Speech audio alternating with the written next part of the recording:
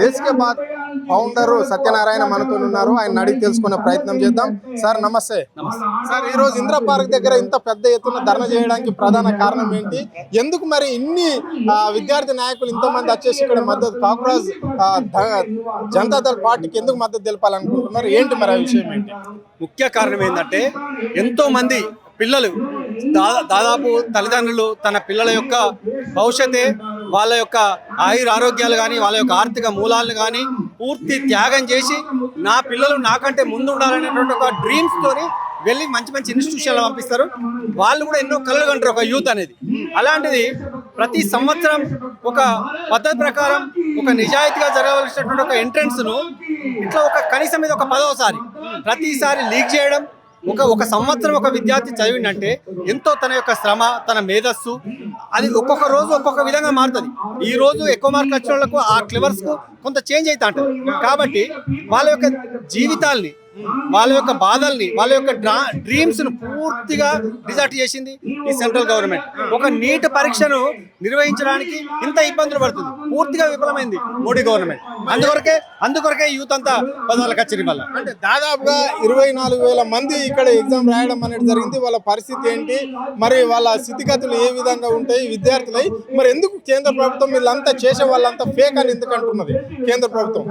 ఇది పూర్తిగా కేంద్ర ప్రభుత్వం యొక్క వైఫల్యం. అది కేవలం వాళ్ళ యొక్క తప్పులు దాచిపుచ్చుకోవడానికి మాత్రమే మాట్లాడుతున్నటువంటి ఆరోపణ మాత్రమే. వీళ్ళందరూ చాలా నిజాయితీతోని, చాలా ఎలాంటి నిస్వార్థం లేకుండా, ఎలాంటి కరప్షన్ లేని చాలా క్లీన్ మైండ్తో రాసినటువంటి విద్యార్థుల తల్లిదండ్రులు. వాళ్ళు ఒక ఎంట్రన్స్ నిజాయితీగా, ఒక ప్రభుత్వ బాధ్యత, ఒక ఎంట్రన్స్ పెట్టడం అనేది ప్రభుత్వ బాధ్యత. పూర్తిగా సెంట్రల్ మినిస్టర్ విఫలమైపోయాడు, దాని అధికారులు విఫలమైపోయారు. సెంట్రల్ మినిస్టర్ రిజైన్ చేయకుండా నిజాయితీగా బయటికి వచ్చిన వాళ్ళ గురించి వేరే విధంగా ఆరోపణ చేయడం అనేది అది కేంద్ర ప్రభుత్వం యొక్క నిర్లక్ష్య వైఖరి. అది పూర్తిగా తప్ప. మరి ఎందుకు ఇట్లా పేపర్ లీక్ అయ్యుకుంటా పోతే మరి పరిస్థితి, విద్యార్థుల పరిస్థితి ఏంది? ఇప్పుడు రాష్ట్రంలో కావచ్చు, అక్కడ కేంద్రంలో కావచ్చు, మరి ఎందుకు పట్టించుకోవడం లేదు ఈ రాజకీయ నాయకులు? ఎందుకు ఒత్తిడి తేవడం లేదు కేంద్ర ప్రభుత్వం పైన కావచ్చు, రాష్ట్ర ప్రభుత్వం పైన కావచ్చు? మరి విద్యార్థుల నిరుద్యోగులతోటి చెలగాటం ఆడవలసిన అవసరం ఏమొస్తుంది వాళ్ళ జీవితాలతో? వీళ్ళు రాజకీయ నాయకులు రాజకీయం మాత్రమే చేస్తున్నారు. వాళ్ళు ఓట్ల రాజకీయం చేస్తున్నారు. వాళ్ళ అంతర్గతంగా కొట్లాటలు ఉన్నాయి, బహిర్గతంగా రాజకీయ పార్టీలతో కొట్లాటలై విద్యార్థుల యొక్క జీవితాలను విస్మరించారు. వాళ్ళు పూర్తిగా విస్మరించి ప్రొఫెసర్స్ భర్తీ చేయకపోవడం, ఒక ఎగ్జామ్ కరెక్ట్ చేయకపోవడం, వాళ్ళ ఎలక్షన్స్ మాత్రం ఖచ్చితంగా జరగాలి. కానీ నిజాయితీగా వాళ్ళు 100 సంవత్సరాలు వాళ్ళ యొక్క దేశ భవిష్యత్తు, వాళ్ళ స్కిల్స్ను ఉపయోగించి దేశాన్ని, ప్రపంచాన్ని ఒక మంచి పొజిషన్కి తీసుకెళ్లేటువంటి యూత్ను పూర్తిగా నిర్లక్ష్యం చేస్తున్నారు. ఇది కేంద్ర ప్రభుత్వం యొక్క పూర్తిగా నిర్లక్ష్యానికి కారణం.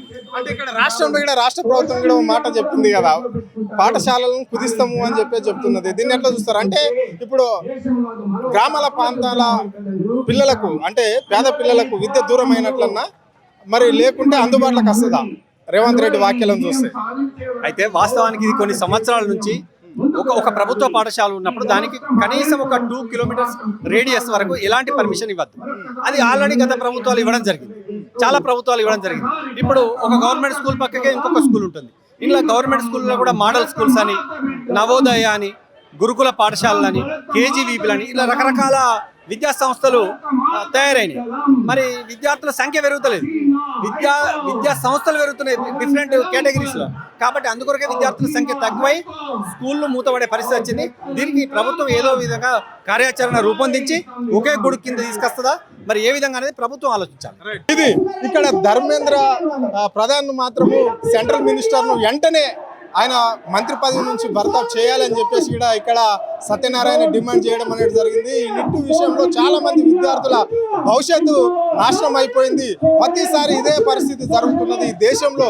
ఎందుకు కేంద్ర ప్రభుత్వం ఎందుకు ఇంత నిర్లక్ష్యం చేస్తుంది బీజేపీ ప్రభుత్వం అని చెప్పేసి కూడా వాళ్ళు చెప్పడం జరిగింది. అంటే ఈ అధికారం వాళ్ళ అండదండ పెట్టుకొని అధికారం వాళ్ళ చేతిలో ఉన్నదని విద్యార్థులతోటి, నిరుద్యోగులతోని, వాళ్ళ బతుకులతోని చెలగాటం ఆడుతుంది కేంద్ర ప్రభుత్వం అని చెప్పేసి కూడా ఆయన మండిపోవడం అనేది జరిగింది. కెమెరా పర్సన్ కళ్యాణ్ తో అరుణ్, ఆద్య టీవీ, హైదరాబాద్.